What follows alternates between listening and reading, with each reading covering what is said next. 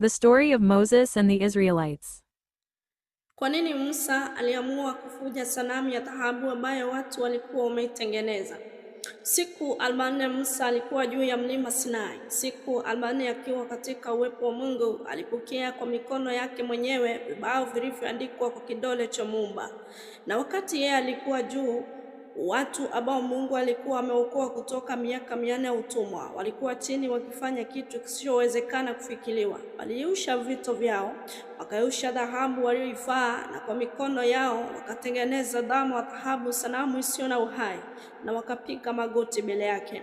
Watu wale ambao waliona bahari ikifunguka vipande viwili, wale ambao walitembea kwenye ardhi kavu, huku jeshi la Farao likitoweka nyuma yao, wale ambao ilishuka toka mbinguni kila asubuhi, walisahau yote ndani ya siku 40.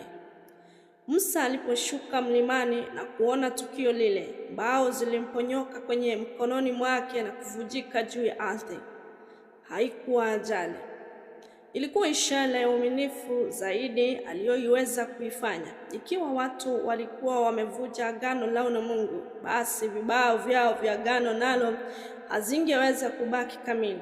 Kisha akachukua ile sanamu, akaichoma kwenye moto, akaisiaga kuwa vumbi, akaitupa juu ya maji na kuifanya watu waikunywe, ili waielewe jambo ambalo hawangeweza kupuuza, kwamba kile kitu waliokiabudu hakikuwa kitu chochote, na kwamba kile kitu ambacho mikono yao waliokitengeneza hakingeweza kamwe kuokoa, kwamba kuna Mungu mmoja tu na hawezi kutengenezwa kwa vito wala kwa mikono ya wanadamu.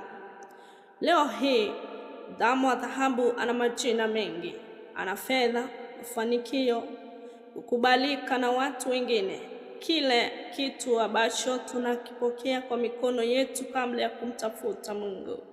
Na somo la Musa bado ni lile lile. Hakuna kitu ambacho mwanadamu anaweza kutengeneza kinaweza kuchukua nafasi ya Mungu mmoja wa kweli. Hakuna.